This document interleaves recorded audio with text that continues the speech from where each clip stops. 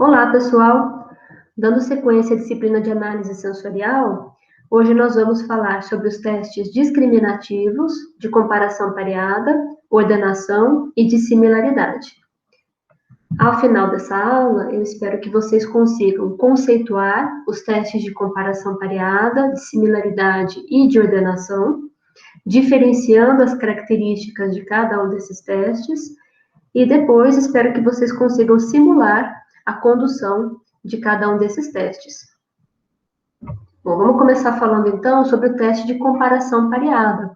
Então, como o nome diz, ele visa a comparação de duas amostras, né? No caso aqui eu estou colocando duas amostras de chocolate, né? Com percentuais diferentes de cacau. Então, o teste se baseia em duas amostras, assim como o teste triangular e o teste do duodril, que nós já falamos na aula passada. Então, o objetivo do teste de comparação pareada é saber se uma amostra apresenta certo atributo sensorial em maior ou menor intensidade que a outra amostra.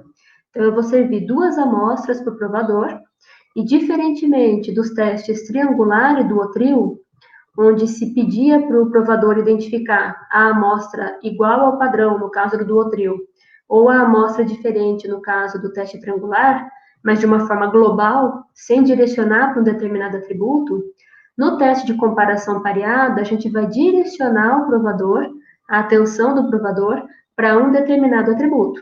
Então, a gente vai perguntar se a amostra, qual amostra é mais doce, qual amostra é mais ácida, qual é mais crocante, e assim por diante. Então, o nosso interesse é em um atributo específico que esse provador vai ter que avaliar.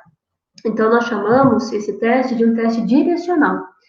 Ele chama a atenção do provador para um determinado atributo. Então, isso pode ser interessante, né, no desenvolvimento de um produto, mas ele também pode ser uma armadilha, né? Então, coloquei aqui uma atenção.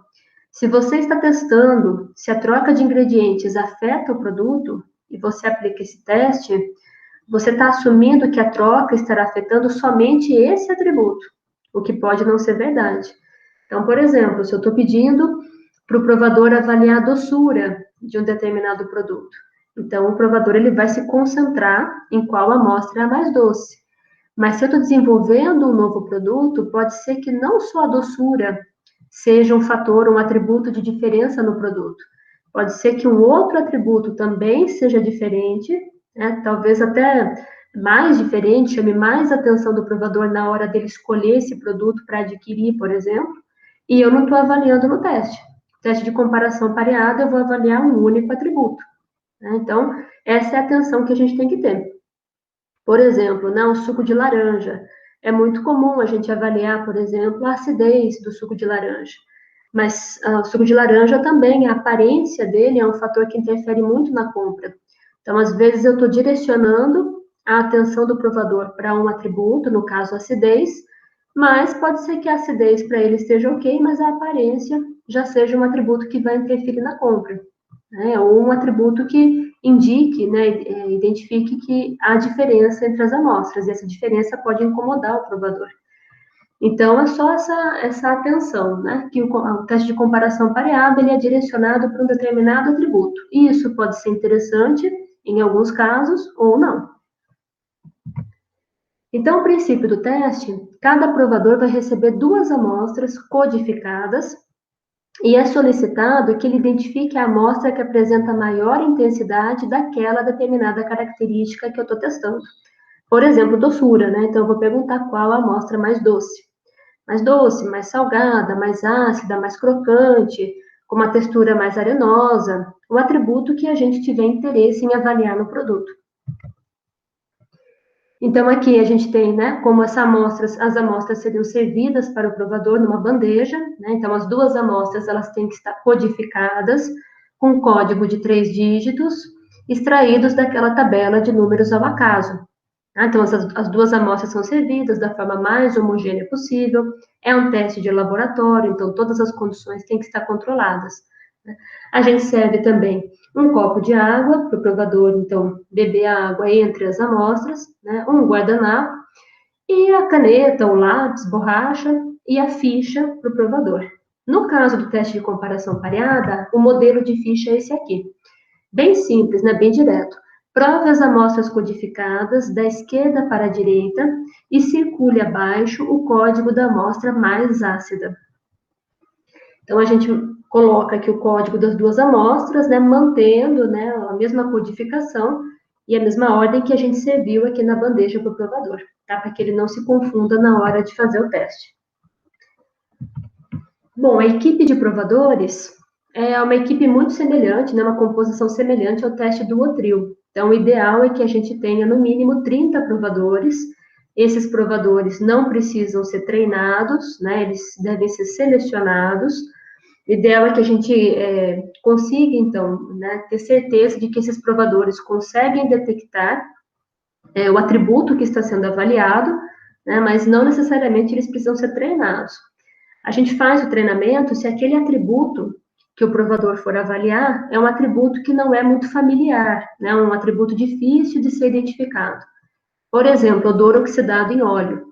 Então, é difícil do provador saber previamente o que significa um odor oxidado. Então, nesses casos, quando são atributos específicos que a gente pede para o provador avaliar, aí a gente realiza um treinamento. Caso contrário, a gente pode fazer a seleção desse provador com base nos testes de gostos básicos, né, reconhecimento de odores. Dessa forma, a gente seleciona o provador.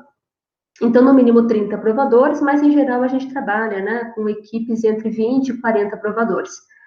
Em casos extremos, ou quando a diferença entre as amostras, né, for razoavelmente grande, a gente pode trabalhar com 15 provadores em 2 repetições, mas o ideal sempre é trabalhar, né, evitar as repetições e trabalhar com entre 20 e 40 provadores, o ideal, então, 30 provadores. Né?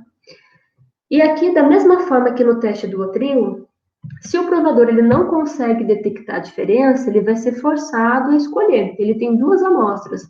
Se ele não sabe onde está a diferença naquele atributo, né, qual que é a mais doce, ele não sabe dizer qual é a mais doce, qual é a mais ácida, ele vai ter que chutar. E aí, nesse caso, não é uma probabilidade de acerto, porque não tem amostra certa ou errada. Mas ele está chutando do mesmo jeito. Ele não sabe se existe realmente uma amostra que seja mais ácida, ou mais doce, ou mais crocante, e ele está chutando. Então, ele também tem 50% de chutar uma amostra ou outra. É uma situação semelhante ao teste do Duotril, né, onde a gente tem uma amostra que é padrão, e eu tenho 2 amostras codificadas, né, e eu peço para o provador identificar aquela amostra que é igual ao padrão. Então, o provador tem 50% de chance de chutar uma amostra ou outra. Aqui também, no caso do teste de comparação pareada, é a mesma coisa. Ele recebe 2 amostras, ele vai chutar uma ou outra. Se ele não souber dizer, mesmo com clareza, qual que é a amostra mais doce, ou mais ácida, ou mais salgada, e assim por diante. Então, ele tem 50% de chance, né, de chutar. Bom, as condições do teste, como eu falei, né, um teste de laboratório, então todas aquelas condições que nós falamos para o teste triangular e para o teste do Duotril também estão presentes aqui.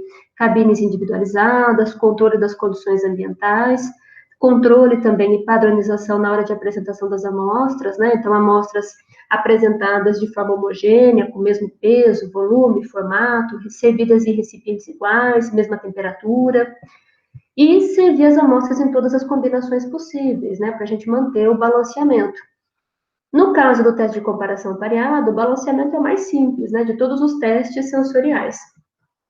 Para o provador 1, nós vamos servir as amostras na posição A e B, e para o provador 2, na posição B e A. A gente só inverte, né, a ordem de apresentação, porque são só 2 amostras, e não tem uma amostra padrão. O terceiro provador, a gente volta aqui à mesma posição do provador 1, amostra A e B. Para o provador 3, é o B e A. E para o provador 4, melhor dizendo, é o B e A. E assim por diante. Tá? A gente vai repetindo essas combinações. Primeiro eu sirvo A e depois a B. E depois eu sirvo a B e depois a A. Como é que a gente conduz o teste, então, estando no papel de um analista? Primeiro, sempre a gente prepara a ficha de controle do analista. Essa ficha que vai ser o controle para a elaboração do teste. Então, para a gente não se perder na hora de entregar as amostras para os provadores. Saber qual amostra entregar, em qual balanceamento, com qual codificação. Então, nessa ficha, a gente vai registrar o número de provadores, os códigos das amostras com 3 dígitos, com base naquela tabela de números ao acaso. Nós vamos registrar a ordem de apresentação balanceada para cada provador. Então, esse é um exemplo de ficha para o teste de comparação pareada que nós usamos em laboratório. Tá? Então, aqui a gente tem somente 2 produtos que vão ser testados, né, o A e o B. Aqui na ficha a gente tem a posição das amostras conforme a gente vai servindo para os provadores.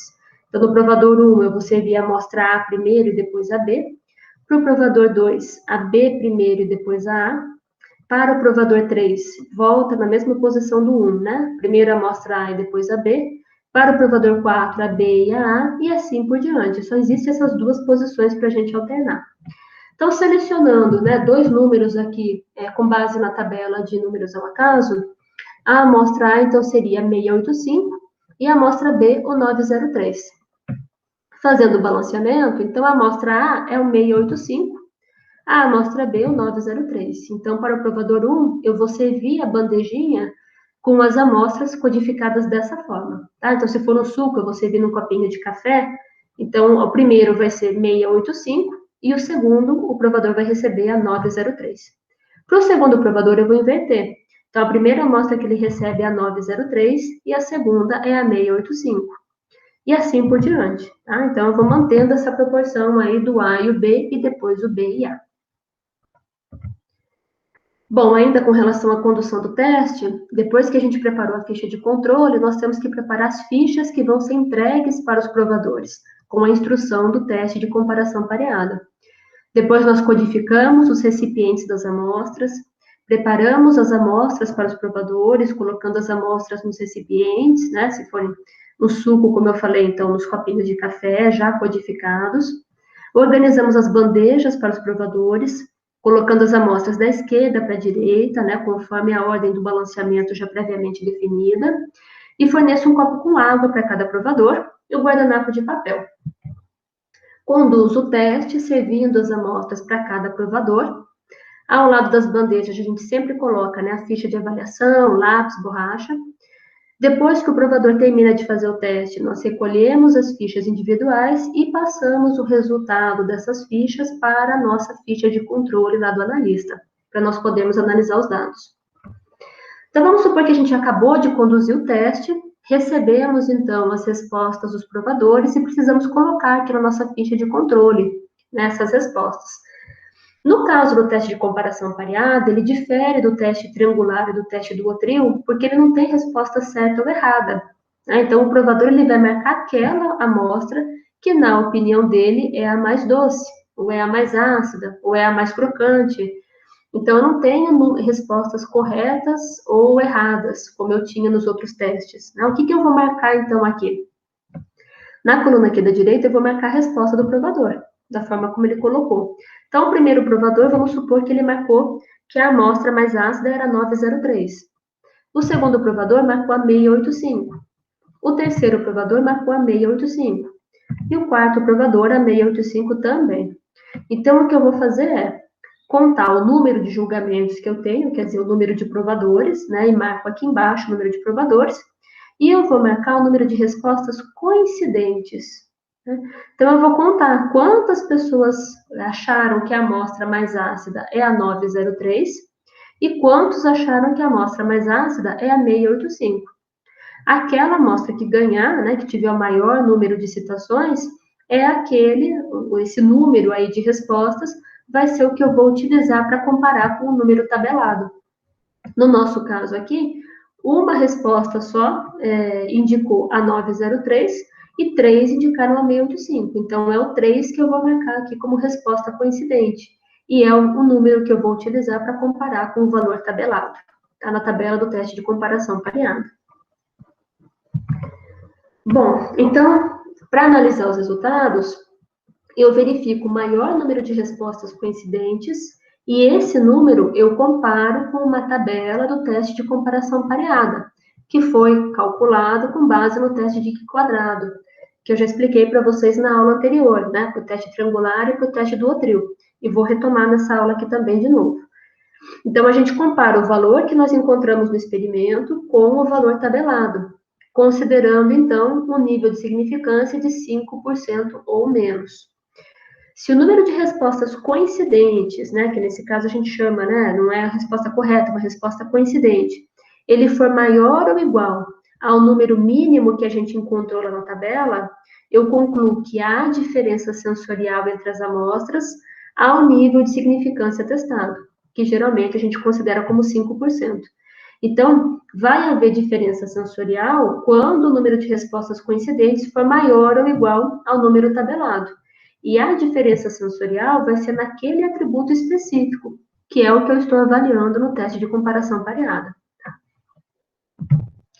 Bom, só que o teste de comparação pareada, ele tem duas distribuições estatísticas, que nós chamamos de teste monocaudal e teste bicaudal.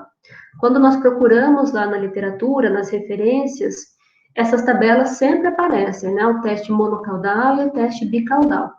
As duas tabelas são usadas para o teste de comparação pareada, mas quando eu uso uma e quando eu uso a outra? A tabela monocaudal eu vou utilizar quando eu já sei, a priori, né? Então, previamente, antes de realizar o teste, eu já sei qual amostra deveria apresentar maior intensidade daquele atributo avaliado. Nesse caso, eu uso a tabela monocaudal. Então, você vai me dizer assim, mas então você já sabe o resultado? Não, eu não sei o resultado. Mas o que eu sei é que se houver diferença, a tendência é que aquela amostra, que eu já sei previamente, seja aquela amostra que tem maior intensidade do atributo. Então, vamos dar um exemplo. Imagina que você adicionou ácido cítrico em uma amostra de suco de laranja. E você espera, e você vai fazer o teste, né? Então, eu tenho duas amostras, o suco de laranja comum e o suco de laranja onde eu adicionei ácido cítrico. E eu pergunto para o provador qual amostra é a mais ácida. Então, o que eu já sei previamente?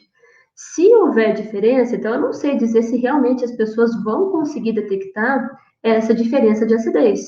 Mas se elas conseguirem detectar, aquela amostra onde eu adicionei o ácido cítrico, provavelmente é a amostra que as pessoas vão indicar como a mais ácida, porque é aquela onde eu adicionei o ácido cítrico. Então, eu já sei qual é o comportamento dessa variável previamente. Então, nesse caso, eu uso a tabela do teste monocaudal.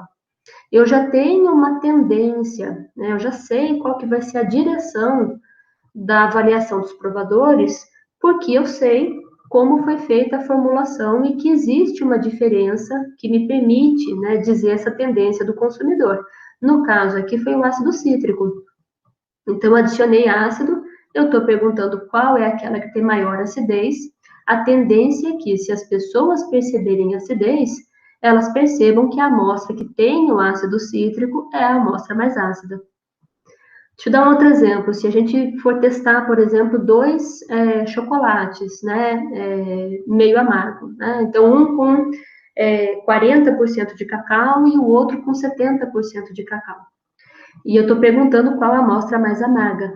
Então, se a formulação delas em termos de açúcar, né, for muito parecida, o diferencial for somente a composição, a quantidade de cacau, aquela amostra onde eu tenho maior percentual de cacau, a de 70%, é aquela que as pessoas vão ter a tendência de marcar como amostra mais amarga, porque o que vai contribuir para o amargor no chocolate vai ser o teor de cacau. Então, eu sei que se houver diferença, se as pessoas conseguirem perceber diferença entre as amostras de chocolate com diferentes teores de cacau, a amostra que tem 70% de cacau vai ser aquela provavelmente indicada como a amostra mais amarga. Então, eu sei uma direção, uma tendência de comportamento. Então, eu uso a tabela monocaudal. Quando eu não sei essa direção, eu não tenho ideia de como as variáveis vão se comportar, eu uso a tabela bicaudal.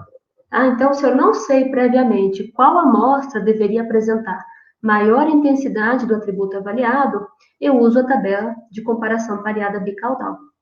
Então, vamos supor, né, a gente substituiu uma certa concentração de sacarina em uma gelatina diet, né, por estévia. E eu desejo saber se as amostras diferem em doçura. Então, a priori, né, a sacarina e a estévia, elas têm praticamente o mesmo poder adoçante. Então, eu não sei dizer se as pessoas vão conseguir perceber diferença e, se elas perceberem, qual é a amostra que elas vão perceber como aquela mais doce. Então, nesse caso, eu utilizo o teste de comparação pareada bicaudal. Tá? Então, vamos para um exemplo de como seria o teste de comparação pareada. Um tecnólogo de alimentos precisa verificar se, ao aumentar a concentração de ácido cítrico em 2,5% no suco de laranja, aumentará também a acidez percebida sensorialmente. Então, para isso, ele realizou um teste de comparação pareada com 44 provadores. Tá? Então, ele serviu 2 amostras para cada provador.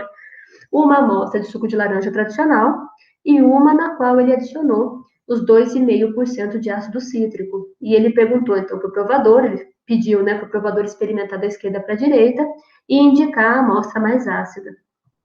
Como resultado, ele obteve 30 respostas coincidentes, que indicavam a amostra com adição de ácido cítrico como a mais ácida.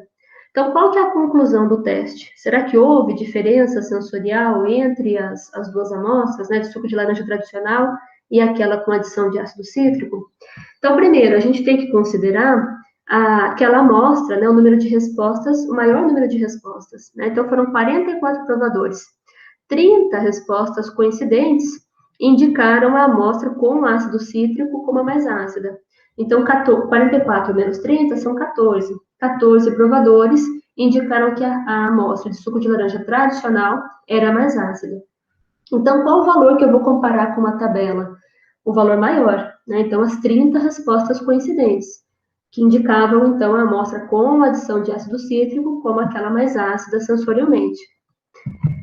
A tabela do teste de comparação pareada é essa daqui, né? Existem vários modelos, mas nesse modelo aqui, que está nessa referência de Kramer e Twigg, nós temos, então, a tabela, a coluna mais à esquerda com o número de julgamentos ou o número de provadores. No nosso caso, são 44 provadores, né? Está bem aqui no finzinho da tabela.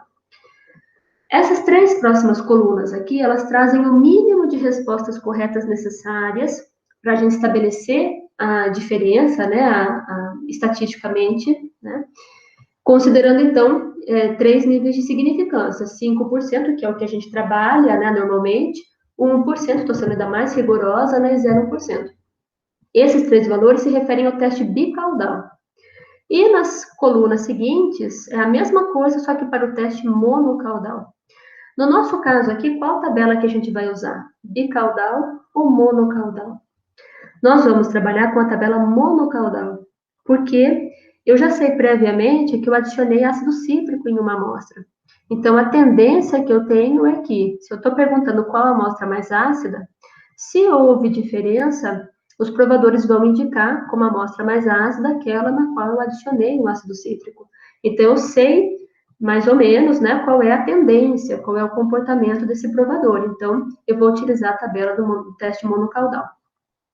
Se eu tenho aqui 44 provadores, né, então, seguindo aqui na tabela, tá meio tortinha essa tabela, mas seguindo aqui na linha, a 5% eu tenho 28, então, como mínimo de respostas necessárias. Né? Então, se o número que eu achei no experimento for maior ou igual a 28, eu concluo que há diferença significativa naquele atributo que eu estou avaliando, que no caso é a acidez. Como nós obtivemos 30 respostas coincidentes, 30 maior do que 28, então eu concluo que houve diferença entre as amostras.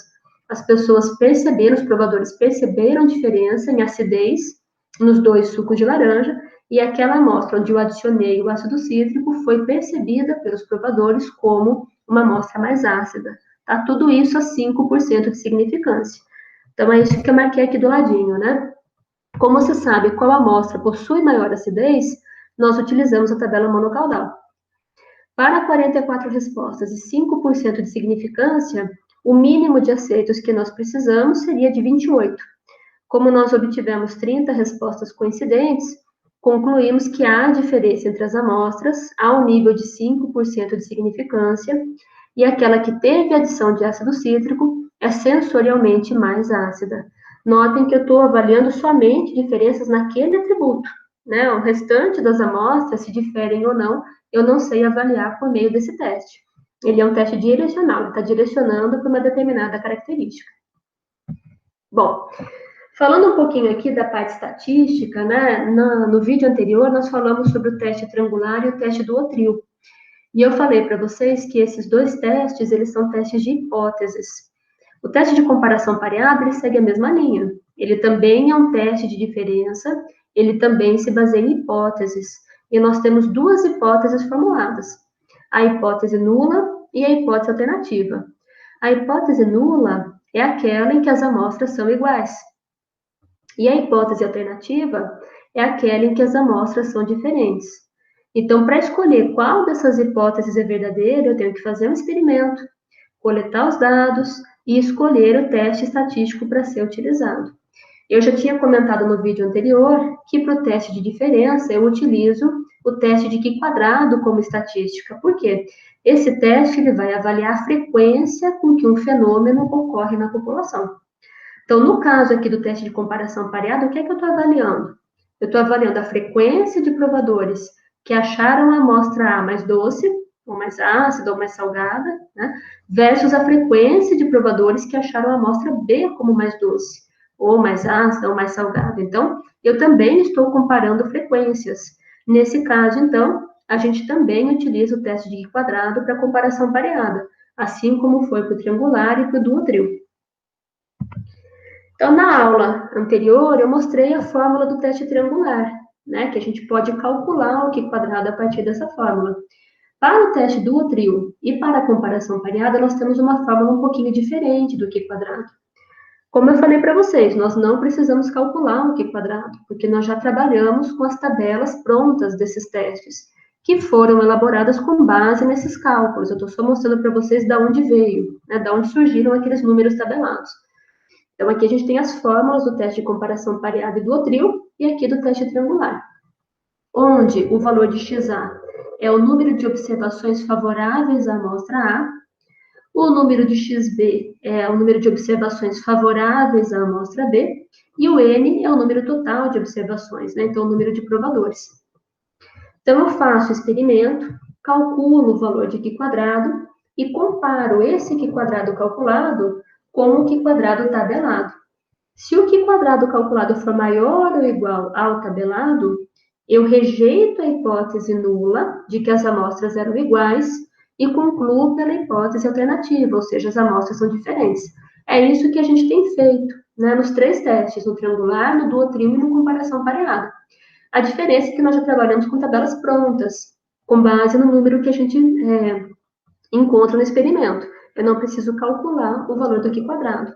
Mas se eu quisesse calcular, é dessa forma que é feito, tá? Então, vamos, só para vocês terem ideia, né, de que realmente o teste se baseia no Q quadrado, né? Então, um exemplo, de 36 provadores que testaram as amostras A e B, 22 acharam que a amostra A é mais doce, então é um teste de comparação pareada, né? Existe realmente diferença significativa entre as amostras? Então, a gente vai considerar aqui a hipótese nula como as amostras sendo iguais, A igual a B. E a hipótese alternativa como as amostras sendo diferentes, A diferente de B. Um nível de significância aqui de 5%. O que era mesmo esse nível de significância? Eu tenho 5% de chance de que o que eu estou concluindo está errado. Então, de eu dizer que as amostras são diferentes e, na verdade, elas são iguais. E tenho 95% de chance, de probabilidade, de que o que eu estou concluindo é verdade. Então, estabeleço esse nível de significância aqui. O Q quadrado tabelado, em uma tabela específica, é um valor de 2,71. E o Q quadrado calculado, como seria se eu fosse calcular o Q quadrado? Então, eu usaria a fórmula do teste de comparação pareada.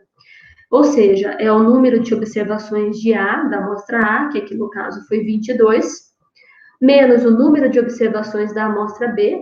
Então, aqui a gente tem que o total foi 36, tirando 22, a diferença é 14, né?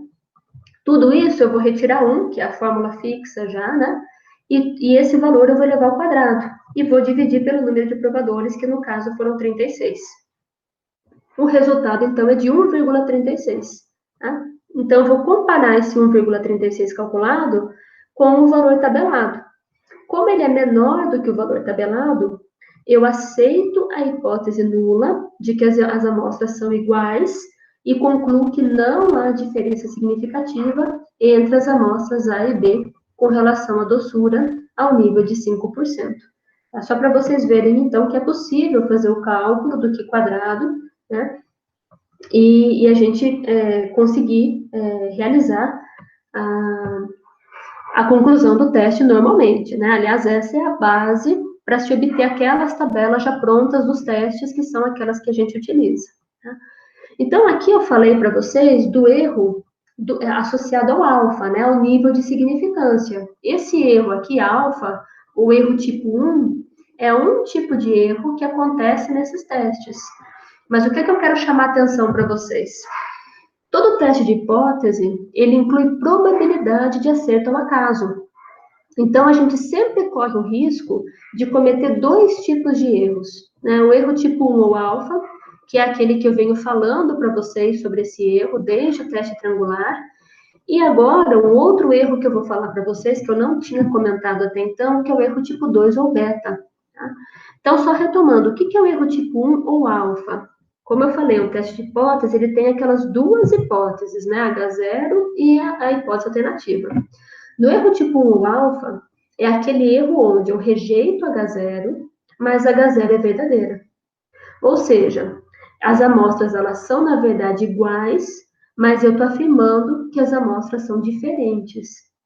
Esse tipo de erro era o que a gente vinha falando até então, que é o nível de significância que a gente adota, né, o valor de alfa, como 5%. Mas existe um outro tipo de erro, que é o erro tipo 2 ou beta. Esse erro tipo 2 ou beta, ele é o contrário do alfa. Eu não rejeito H0, mas H0 é falso. Então, eu assumo que as amostras são iguais, eu não rejeito H0, mas, na verdade, H0 é falsa. Então, as amostras são diferentes. Então, as amostras são, na verdade, diferentes e eu estou afirmando que elas são iguais. Então, é o contrário do erro tipo alfa. Tá? Esses dois erros, eles estão interrelacionados. Se eu diminuo um, eu aumento o risco de acontecer o outro tipo de erro.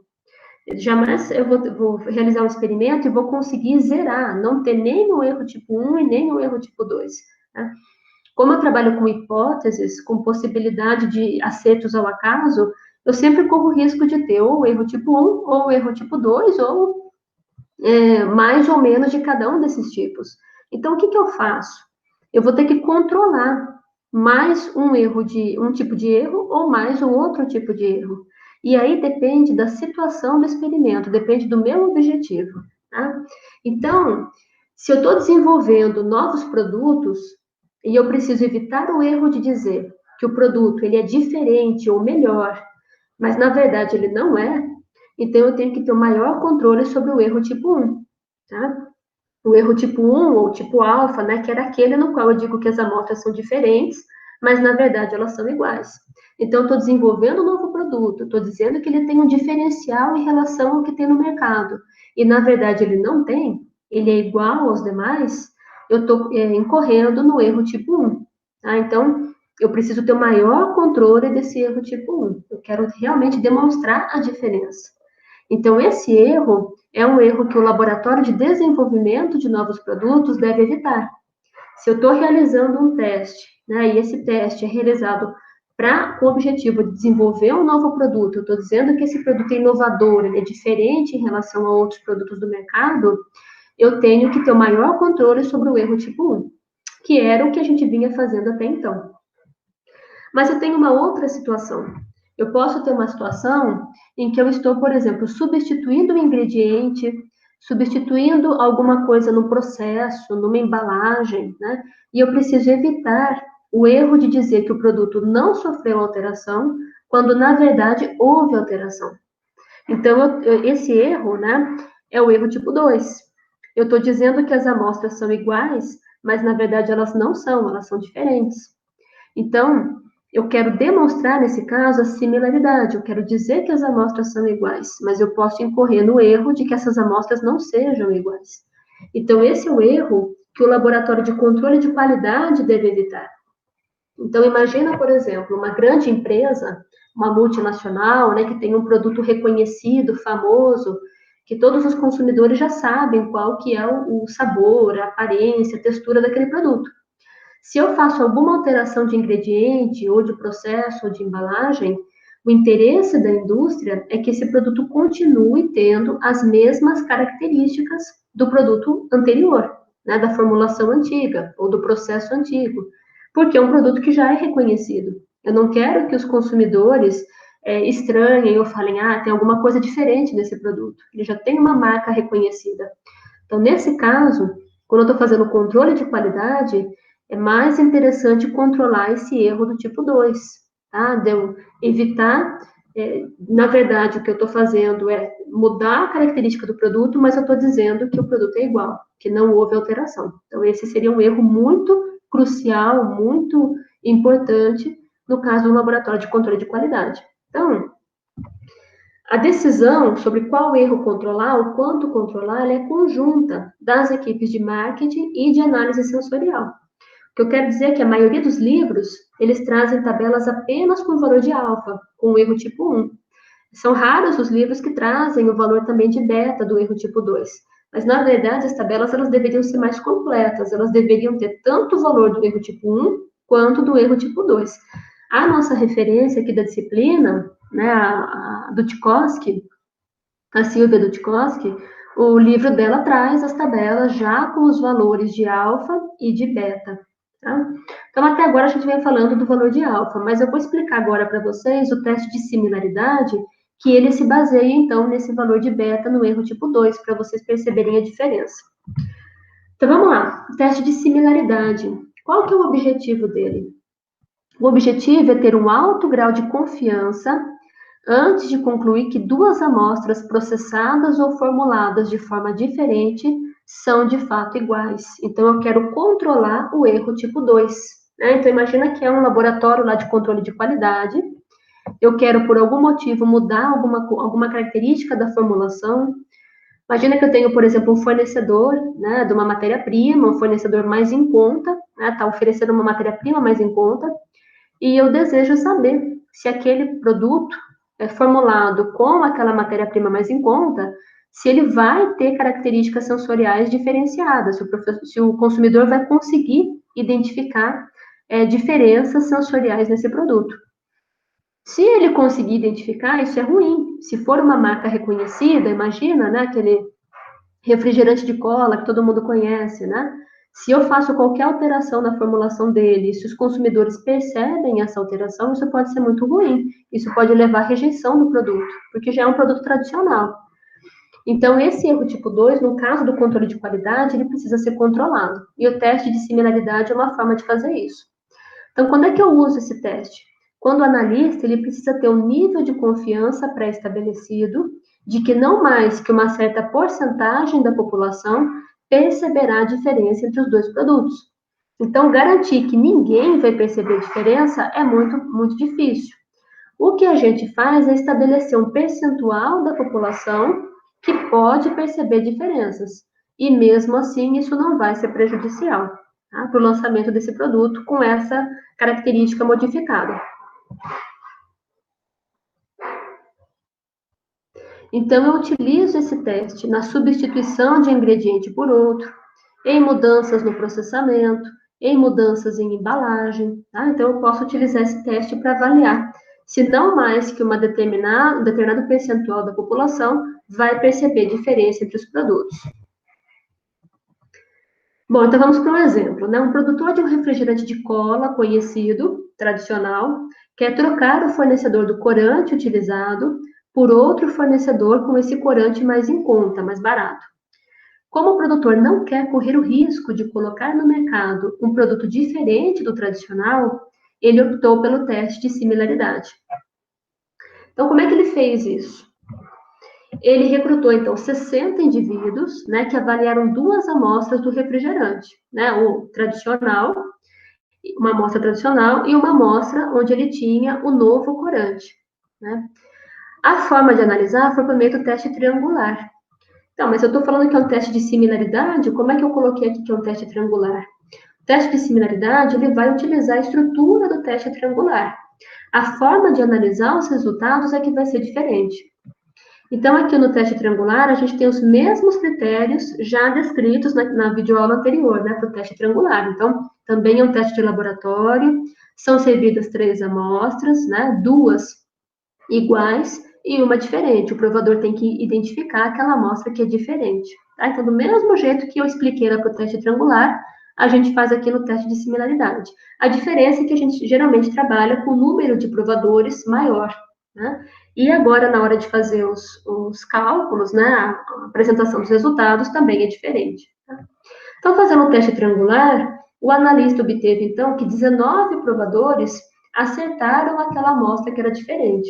Então, eles conseguiram acertar o teste dos 60 indivíduos, 19 acertaram. Bom, como é que a gente faz, então, a análise do resultado? No caso do teste de similaridade, nós vamos definir 2 parâmetros diferentes. Então, não é a forma tradicional de avaliar o teste triangular, é por outra tabela, né, com outros parâmetros. Então, a gente vai determinar o valor de PD, que é a proporção da população que o analista vai aceitar que diferencia as amostras. Então, por exemplo, 20%. Então, esse valor de PD quer dizer que não mais que 20% da população vai poder identificar essas diferenças. Então, estou estabelecendo um limite máximo de pessoas que podem perceber diferenças, sem que isso afete a substituição do corante, por exemplo, né? E vou determinar também o valor de beta, que é o erro tipo 2, tá? Esse valor de beta, ele é similar ao valor de alfa em termos de proporção. A gente sempre trabalha com percentual de 5%. Então, é a probabilidade de eu dizer que não mais que 20% da população percebem diferença nas amostras e isso não ser verdade. Ou seja, o experimentador ele quer estar 95% seguro, por isso ele estabeleceu um beta de 5%, que não mais dentro da população conseguirão detectar diferença entre as amostras. Então, o teste de similaridade, ele permite que eu trabalhe com esse percentual da população que vai perceber diferenças e ainda assim isso não vai prejudicar o resultado. Ah, então, imagina um controle de qualidade, né? Quando a gente faz mudanças no processo, é muito raro que uma parcela da população não perceba diferenças. Né? Então, eu posso estabelecer um percentual da população que vai perceber diferenças, mas ainda assim eu posso realizar essa mudança sem que eu tenha prejuízos. Tá? Então, para controle de qualidade, isso é muito interessante. Eu consigo trabalhar com uma margem, né, de mudanças. Né? Senão, se eu não trabalhar com essa margem, e eu fizer um teste triangular comum, qualquer diferença que as pessoas percebam, eu já tenho que descartar aquela modificação. Isso pode ser muito prejudicial, né, em termos de uma substituição de um ingrediente por outro mais barato, economia de recursos e assim por diante. Bom, então voltando aqui ao nosso exemplo, né? Nós vamos trabalhar então com esses 2 percentuais, né, do PD e do valor de beta, e nós vamos olhar então a tabela do teste de similaridade, tá? Que relaciona o número de provadores, então aqui eu tenho, né, na coluna aqui mais à esquerda o número de provadores, aqui eu tenho o valor de beta, que a gente sempre então trabalha, né, com 5%, mas tem também aqui o valor de 1%, de 0,1% e até de 10%. E o valor de PD, que é a proporção, então, da população que vai conseguir detectar aquela diferença, né? Até esse valor da população eu ainda consigo considerar. Então, tem 10%, 15%, 20%, 25% e 30%. No nosso caso, nós trabalhamos com 60 provadores, né? Um valor de beta de 5% e um valor de PD de 20%. Então, o valor mínimo aqui de respostas seria um valor de 21, tá? Então, para 60 respostas, 5% de significância, né, do valor beta, e um PD, uma proporção da população de 20%, o valor tabelado é de 21. Quando nós fizemos o teste triangular, o analista obteve, então, 19 acertos. 19 pessoas conseguiram acertar. Como 19 é menor do que 21, eu concluo, então, eu aceito a hipótese nula, né, e rejeito a hipótese alternativa de que as amostras são diferentes. Então, eu concluo o seguinte, eu posso afirmar com 95% de certeza, porque eu trabalhei com um beta de 5%, né, que não mais que 20% dos consumidores perceberão a diferença entre os 2 refrigerantes. Então, nesse caso, eu poderia, se eu estou trabalhando com 20%, eu poderia fazer a alteração do corante, né, na formulação, que ainda assim eu teria menos que 20% dos consumidores percebendo a diferença entre os dois refrigerantes, o tradicional e aquele com o corante mais barato, tá? Então, esse número tabelado, ele tem que ser maior do que o número do experimento. Se o número do experimento, que era 19, for maior ou igual que o número tabelado, eu concluo que há diferença. Então, mais do que 20% perceberiam a diferença. Como aqui o número 19 é menor do que o número tabelado, eu concluo que não mais que 20% perceberão a diferença. Nesse caso específico, eu defini 20%. Para algumas indústrias, por exemplo, marcas tradicionais, reconhecidas, 20% da população pode ser muita coisa. Então, eu posso ter que trabalhar com valores menores, então, com 10% da população, com 15%, né? E aí, se eu vou estabelecendo parâmetros mais rígidos, mais rigorosos, eu vou trabalhando com provador, com maior número de provadores, né? Tem um rigor maior, tá, na análise. Então, isso a gente tem que ponderar. 20% detectando diferenças é um valor razoável? Depende do dia a dia de cada indústria, depende do tipo de produto que vai ser lançado e assim por diante, né? Então, esse é o teste de similaridade. Então, só para a gente fazer um resumo, antes de olhar, então, o teste de ordenação, nós falamos, então, de testes até agora, onde eu estou testando 2 produtos, né? O teste triangular, o teste duotril e o teste de comparação pareada. Falamos também do teste de similaridade, mas ele tem características um pouco diferentes, né? Então, comparando o triangular com o duotril em comparação pareada. Tanto o triangular quanto o duotril, eles avaliam diferenças simples, diferenças globais, não são direcionados para um único atributo. E eles não definem um atributo no qual as amostras diferem, tá?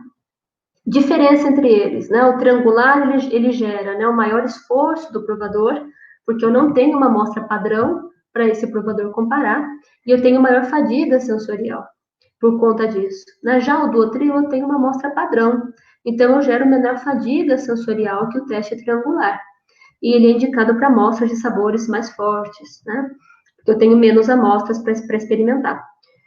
A desvantagem, né? Maior número de testes, então eu preciso de mais provadores para realizar esse teste, e eu tenho, estatisticamente, um teste mais fraco do que o triangular, porque a probabilidade de acertar o acaso é de 50%.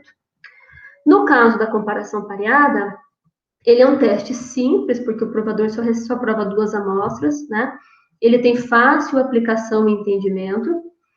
Ele gera uma menor fadiga sensorial que os demais, né? Porque o duotril, ele gera uma menor fadiga sensorial, porque o provador está provando 2 amostras e comparando com um padrão.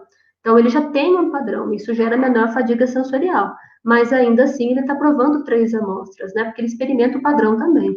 Na comparação pareada, ele só tem 2 amostras para experimentar. Então, ele tem menor fadiga sensorial. E, claro que eu estou gastando menos quantidade de amostras, né? Porque eu só tenho 2 para serem servidas. Por outro lado, ele é um teste direcional. Então, ele não avalia uma diferença global, ele avalia uma diferença em relação a um certo atributo, tá? Por fim, então, nessa aula, vamos falar sobre o teste de ordenação. O teste de ordenação, ele é um teste, então, que envolve 3 amostras ou mais. Essa é a diferença para os outros testes que nós vimos até então, tá? Ele trabalha com 3 ou mais amostras. O objetivo dele, então, é comparar diferenças entre diversas amostras, no mínimo 3, com relação à intensidade de um atributo específico. Assim como o teste de comparação pareada, ele também é um teste direcional. Então, a princípio, cada provador recebe 3 ou mais amostras codificadas e é solicitado a ordenar as amostras em ordem crescente ou decrescente de intensidade de uma determinada característica sensorial. Então, por exemplo, aroma cítrico, né, o aroma adocicado, ou aparência, ou textura, né? Então, há um determinado atributo. E a diferença aqui em relação à comparação pareada é que, como eu tenho 3 ou mais amostras, o provador ele vai ter que ordenar essas amostras, seja a ordem crescente, o que é mais comum, ou ordem decrescente, né? Eu preciso indicar muito bem na ficha o que o provador tem que fazer. Então, para nós servirmos, né, para os provadores na bandeja, né, nós temos, então, aqui no caso são 4 amostras, né, todas elas preparadas de forma mais homogênea possível, com os números, então, os códigos de 3 dígitos em cada uma delas, e junto, então, com a bandeja com as amostras, nós apresentamos a ficha ao provador. O modelinho dela é esse aqui. Prove as amostras da esquerda para a direita e ordene-as em ordem crescente. É sempre bom a gente indicar para o provador o que significa ordem crescente, né? Do menos intenso para o mais intenso. Aqui, no caso, é odor de óleo oxidado. Então, a gente tem as 4 amostras, né? Aqui não foi colocado o código da amostra, mas poderia... minto, não posso colocar o código da amostra, porque o provador é que vai ordenar essas amostras, né? Então, ele vai colocar qual amostra que tem o odor menos oxidado e qual amostra que tem o odor mais oxidado, tá? Então, ele vai provar as amostras da esquerda para a direita e vai ordenar. A posição que ele colocar aqui na fichinha é a ordem dessa amostra. Então, geralmente a gente coloca naquela amostra que tem menos daquele atributo, a gente coloca como nota 1. Na amostra que tem mais daquele atributo, a gente coloca a nota máxima. Aqui, no caso, a nota máxima vai ser 4. Né? Então, imagina que o provador colocou a primeira amostra aqui, a 452, então ela vai receber a nota 1. Aqui ele botou a 712, ela vai receber a nota 2. Aqui ele colocou a 246, ele vai receber a nota 3. E aqui ele colocou a 894, aqui vai ser aquela que vai receber a nota 4, que tem maior intensidade do odor mais oxidado. Tá? Então, ele ordenou essas amostras do menos intenso para o mais intenso. A equipe de provadores, então, o ideal é que se trabalhe com, no mínimo, 16 provadores, tá? É um número um pouquinho menor, a gente tem menos chances das pessoas chutarem nesse caso, né? Chutar e acertar, né? Digamos assim. Então, o número de provadores é menor. Em casos extremos, a gente pode trabalhar com 10 provadores em 2 repetições, mas o ideal é a gente trabalhar com 16 provadores, tá? No mínimo. De forma geral, os provadores não precisam ser treinados, né? Basta que eles sejam selecionados, eles têm que estar familiarizados com o procedimento do teste. Nesse teste, os provadores têm que ordenar as amostras, então, uma instrução um pouquinho mais complexa do que aquela onde ele tinha que circular a amostra diferente, né? Ou a amostra com mais doçura, ou mais acidez. Se for um atributo muito difícil, por exemplo, aí o odor oxidado de óleo, né, que é um atributo difícil, ou caramelizado, ou metalizado, então, se for um atributo difícil, que não é familiar para o provador, aí a gente tem que realizar um treinamento. As condições do teste de ordenação são as mesmas dos testes anteriores que nós já explicamos, né? Então, é um teste realizado em laboratório, em cabines individualizadas, com controle das condições ambientais, as amostras sendo apresentadas de forma mais homogênea possível em todas as combinações. O balanceamento desse teste aqui é um pouco mais complexo, né? Porque a gente pode trabalhar com 3 amostras ou mais. Então, imagina aqui que a gente tem 4 amostras.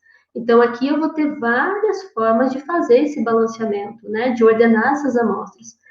Então, nesse caso, a gente tem, em um dos vídeos anteriores, eu mostrei que a gente tem alguns artigos que já trazem balanceamentos prontos, né? Delineamentos prontos para quando eu trabalho com 4 amostras, com 5 amostras, com 6 amostras. Então, a gente pode seguir esses balanceamentos para fazer o delineamento adequado. Tá? Então, aqui no exemplo, a gente vai ter, né, várias combinações possíveis. Então, a amostra D, por exemplo, apareceu aqui em segundo lugar, depois em quarto, depois em primeiro, depois em terceiro. E assim por diante, né? Então, a gente sempre vai alternando a ordem dessas amostras. Como é que a gente conduz o teste, então? Como eu falei, né, a mesma coisa do teste de comparação pareada, duotrio e triangular. Primeiro, a gente começa preparando a ficha de controle do analista, onde eu tenho que registrar o número de provadores, os códigos das amostras com 3 dígitos, a ordem de apresentação das amostras conforme o balanceamento. No caso aqui do teste de ordenação, eu tenho essa fichinha aqui de controle, né? Vamos supor que a gente está trabalhando com 3 amostras, tá? Escolhi na tabela de números ao acaso a 722, a 685 e a 584. Então, eu coloco aqui os provadores, coloco aqui a ordem de balanceamento dessas amostras, tá? Então, veja que a amostra A aqui apareceu em primeiro, aquela apareceu em último, aquela apareceu em segundo, aquela voltou a aparecer em primeiro, depois em último, depois em segundo, e assim por diante. Então, estou sempre balanceando a posição dessas amostras, para que elas apareçam em todas as posições possíveis, um igual número de vezes, tá? Então, agora eu vou distribuir essas amostras aqui, esses códigos, nesse delineamento que eu fiz, tá? Então, aqui, o primeiro provador, primeiro ele vai receber a amostra A, que é a 722, depois ele vai receber a B, que é a 685, depois ele vai receber a C, que é a 584. O segundo provador, primeiro ele vai receber a 685, depois a 584 e depois a 722. O terceiro provador vai receber primeiro a 584, depois a 722 e depois a 685. E assim por diante, tá? Bom, na sequência, então, depois que eu preparei a ficha do analista, eu tenho que preparar a ficha dos provadores, tenho que codificar os recipientes das amostras, preparar as amostras para os provadores, colocando as amostras nos recipientes, tenho que organizar as bandejas para os provadores, conforme o delineamento que foi feito previamente, né? Fornecer o copo com água, guardanapo, conduzir o teste, apresentando, então, essas amostras para o provador. Depois que o provador, então, realizar o teste, eu recolho as fichas e passo os dados para a ficha de controle do analista, tá? Então, voltando para aquela nossa ficha lá de controle, agora eu já tenho os resultados, né, dos provadores. Como é que eu coloco, então, os resultados? Eu vou ver a ordem de apresentação dessas amostras lá na ficha do provador, tá? Então, aqui no caso do primeiro provador, eu tenho esse resultado aqui. O que significa isso? Significa que o provador, ele ordenou, lá na fichinha dele, primeiro ele marcou a amostra A 722, então essa amostra vai receber o número 1. Depois ele marcou a 685, então essa amostra vai receber o código 2. E depois ele marcou a 584, essa amostra vai receber a 3. Então eu pedi para ele ordenar em ordem crescente, né? Então, se ele colocou essa ordem aqui, a 722 vai ser a menor pontuação, que é 1. E a 584 vai ser a maior pontuação, que é 3. O segundo provador, ele já apresentou essa ordem aqui. A primeira amostra que ele colocou a amostra A em segundo lugar, tá? Então, ele apresentou aqui a amostra 722 como a primeira amostra, tá? Depois, ele colocou a amostra B em primeiro lugar, que foi a 685. E a amostra C ele apresentou em terceiro lugar, que foi a amostra 584. Então, na fichinha dele, quando ele me devolveu a ficha, estava desse jeito. No primeiro lugar, que era o atributo de menor intensidade, ele marcou a amostra A. Melhor, ele marcou a amostra B. Então, essa amostra B foi que eu dei a pontuação 1. No espaço do meio, que é aquela intensidade mediana, ele marcou a amostra A. Então, eu coloquei aqui a nota 2. E na amostra com maior intensidade, ele marcou a C. Então, eu coloquei aqui a nota 3. Tá? Então, a gente só precisa ter cuidado de, na hora de passar aquele resultado de ordenação para cá, a gente não se confundir com os códigos. Tá? Então, aqui o terceiro provador. Qual foi a amostra que ele apresentou em primeiro lugar, de menor intensidade? Foi a amostra B. Tá? Então, eu vou colocar com o código 1 para a amostra B. Depois, na sequência, ele apresentou a amostra A, então eu vou colocar o código 2 para ela. E, por último, aquele que ele achou que tinha maior intensidade do atributo, ele marcou a amostra C, ele marcou lá 584, então eu vou colocar a nota 3 para ele. Tá? Eu vou fazer isso, eu vou colocar, então, as notas para todos os provadores que participaram do teste. Então, veja que a nota mínima que eu vou dar é 1, e a nota máxima é 3. Não pode ter uma nota 4, uma nota 5, tá? Porque essas notas representam as posições em que essas amostras foram servidas. No final, o que eu vou fazer? Eu vou somar esses julgamentos. Então, eu vou somar todas as notas dadas para a amostra A, todas as notas dadas para a amostra B e todas as notas dadas para a amostra C. Tá? Então, eu vou obter, aqui no nosso caso, né? Somando as notas, eu tenho para a amostra A 5, para a amostra B 4, e para a amostra C9. O que eu vou fazer agora? Eu vou fazer a subtração desses totais aqui. Então, eu vou fazer 5 menos 4, então é a amostra A menos a amostra B. O total da amostra A menos o total da amostra C, então vai ser 5 menos 9. E o total da amostra B menos o total da amostra C. Então, vai ser 5 menos 4 dá 1, 5 menos 9 dá 4, 4 menos 9 dá 5. Esses valores da diferença, comparando as amostras duas a duas, é que eu vou comparar com o valor tabelado do teste de ordenação. Tá? Então, existe uma tabela específica desse teste, que é chamada de tabela de Newell e McFarland. Eu vou comparar essas diferenças entre os totais, né, dados para cada uma das amostras, eu vou comparar com o valor tabelado, para aí sim saber se houve diferença naquele atributo específico entre os pares de amostras. Então, vamos lá. A cada amostra, então, para analisar o resultado, né, eu dou um valor correspondente à posição que ela foi ordenada. Depois eu realizo a somatória para cada amostra e comparo esses valores, então, com a diferença mínima significativa da tabela de Newell e McFarland. Tá?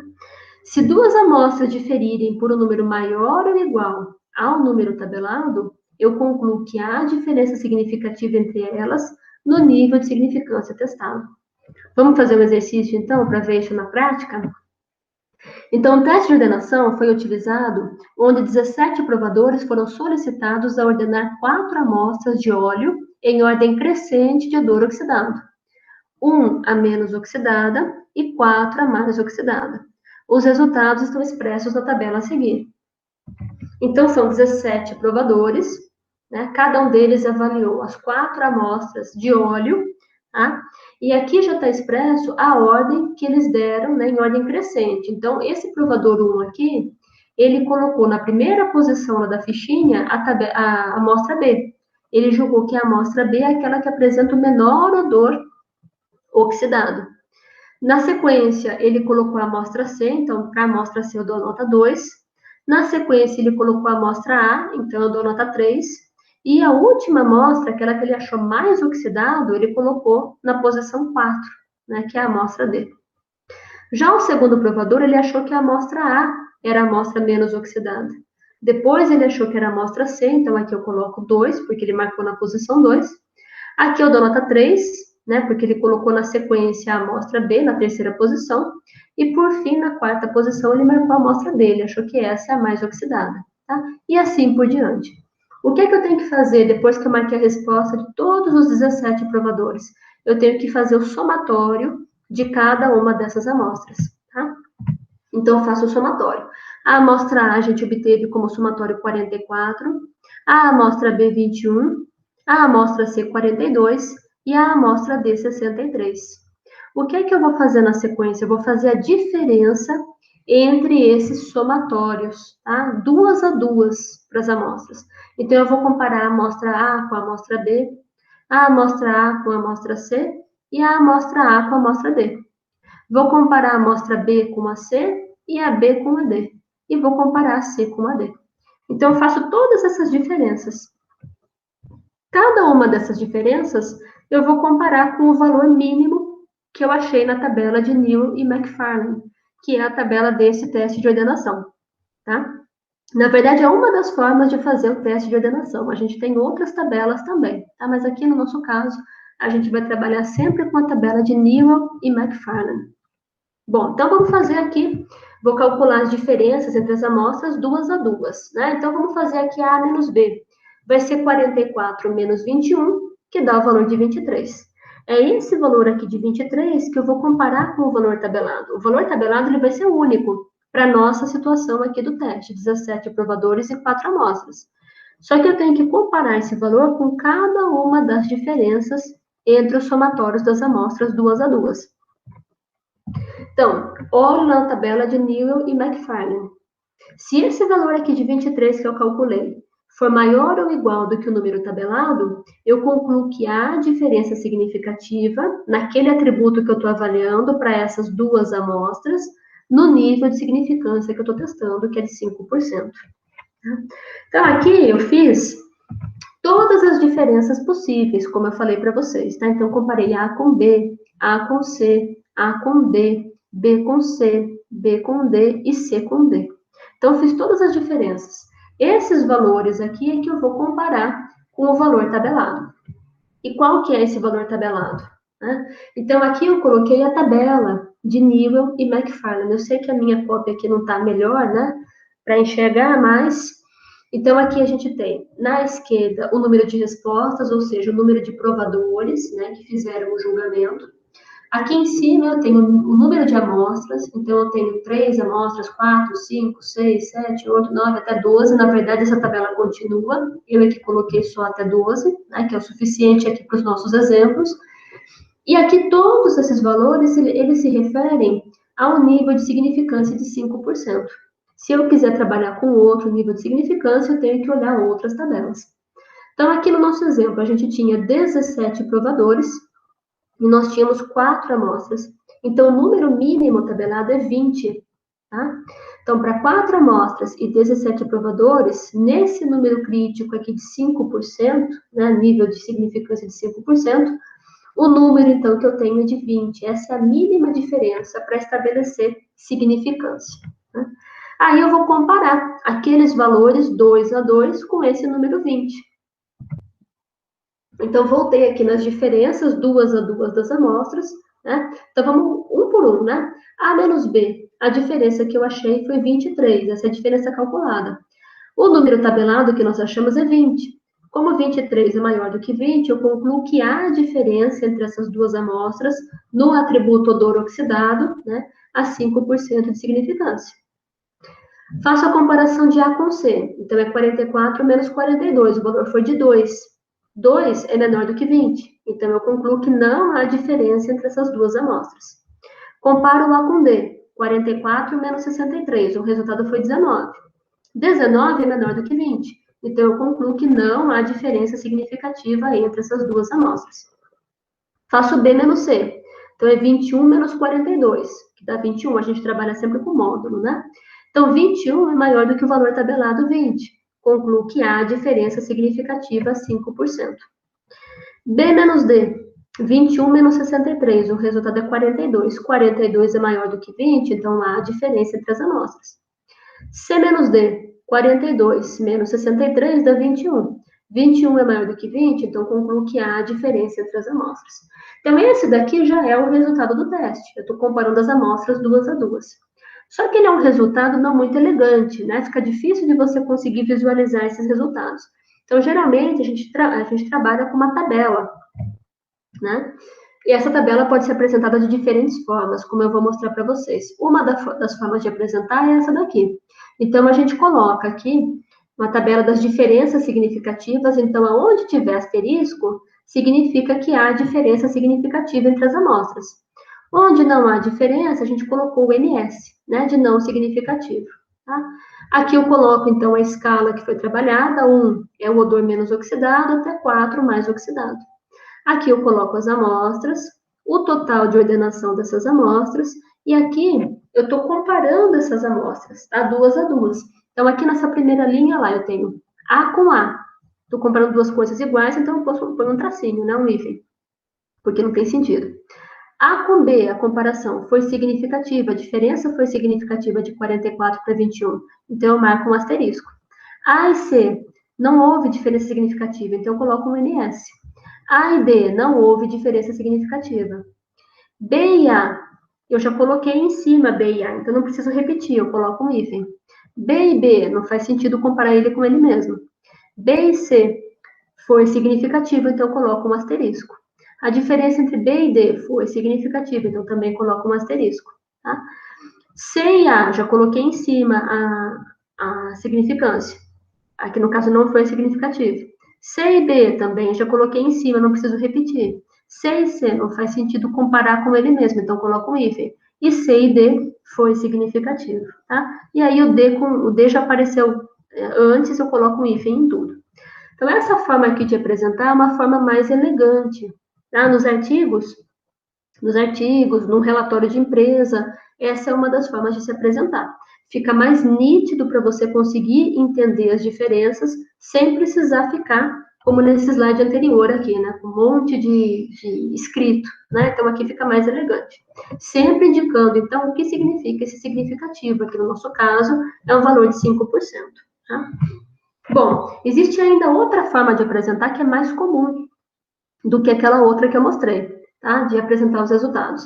Então, o que é que eu vou fazer? Eu ordeno as amostras, tá? Com base na nota, então, no somatório que elas receberam. Então, a amostra B recebeu nota 21, a soma delas, a C, 42, a A, 44 e a D, 63. E aí eu vou trabalhar com essas letrinhas. Essas letrinhas, na sequência dos números, é que vão indicar se essas amostras diferem ou não entre si. Tá? Aquelas amostras que tiverem letras em comum, elas não vão diferir estatisticamente. Se as amostras diferem, eu coloco letras diferentes. Então, por exemplo, vamos começar aqui com a amostra B. Ela é a menorzinha, ela vai receber a letra A. A amostra B, ela diferiu significativamente da amostra C. Como ela diferiu, eu vou colocar letra diferente. Então, se aqui eu pus A, aqui vai ser B. A amostra C, ela não diferiu da amostra A. Então, eu vou colocar a mesma letra aqui para elas. Então, a C é a letra B, a A também é a letra B. Tá? A A, ela diferiu da amostra B. Só que elas já estão com letras diferentes. A B está com letra A e a A está com letra B. Então, se elas já estão com letras diferentes, está tudo ok. Tá? A amostra A, ela não diferiu da amostra D. Tá? Só que se eu colocar B aqui para a letra D, o D vai ficar igual ao C, que já tem letra B também. Só que o D diferiu da amostra C. Então, aqui, se a amostra C está como B, eu tenho que colocar aqui a D como letra C. Tá? A amostra D, então, vai ser letra C. Não diferiu da A, que também é C. Só que D difere de B. Então, D difere de C. Tá? E difere de B também. Então, como é que a gente analisa esses resultados? A amostra B, ela é a amostra que tem o menor odor aqui de oxidado, tá? E ela diferiu significativamente das demais amostras, tanto da C, quanto da A, quanto da D, porque ela não tem nenhuma letra em comum, só ela recebeu a letra A. A amostra C, ela é segunda aqui em odor oxidado. Ela difere da B significativamente, ela tem letras diferentes, mas ela não difere da A e ela difere da D. Então, se eu fosse escolher, por exemplo, um óleo em relação ao odor oxidado, a minha preferência seria pelo B, tá? Que ele tem o menor odor oxidado e ele é diferente estatisticamente das demais amostras. Na sequência, eu poderia optar por um óleo C ou A, tá? O C, ele é diferente do B, ele foi considerado pelos provadores como mais oxidado em relação ao B, só que ele foi percebido como menos oxidado em relação ao D. E a amostra D, ela não diferiu da A, elas têm a mesma letra em comum. Então, a gente faz essa apresentação aqui, vocês também vão ver em artigos, isso é muito comum aparecer em artigo, né? E a gente coloca o nível de significância embaixo da tabela e essa legenda aqui. Amostras com letras em comum não diferem significativamente ao nível de significância de 5%. Tá? Nesse último slide aqui, eu coloquei aquela definição, aquela explicação que eu falei para vocês, tá? Então, a amostra B, ela apresentou um odor menos oxidado, então veja que ela tem a menor nota, e pela letrinha dela aqui ser diferente das outras letras, isso indica que ela é significativamente diferente em relação às outras amostras, tá? E os provadores perceberam essa amostra como significativamente com menor odor de oxidado. A amostra C, ela apresentou um odor oxidado em nível intermediário. Ela diferiu da amostra B, então ela é mais oxidada, na opinião dos provadores, do que a amostra B, mas ela não diferiu da amostra A. Tá? E ela é menos oxidada significativamente em relação à amostra D, tá? Porque as letras são diferentes. Aqui a amostra A, ela tem a mesma letrinha em comum do que a amostra D. Então, elas não diferem significativamente. Tá? E a amostra D diferiu da amostra C e da amostra B, sendo aquela considerada pelos provadores como o maior odor oxidado. Bom, pessoal, essas foram as referências que eu utilizei aqui, né? A Dudkowski, que é a nossa referência da disciplina. Esse trabalho também trouxe, né, várias imagens que eu mostrei, né, sobre as comparações aí do chocolate meio amargo. Então, também vale a pena vocês darem uma olhada, né? Então, com base nisso, vocês já podem realizar os exercícios que estão lá no Classroom, tá? Bom trabalho!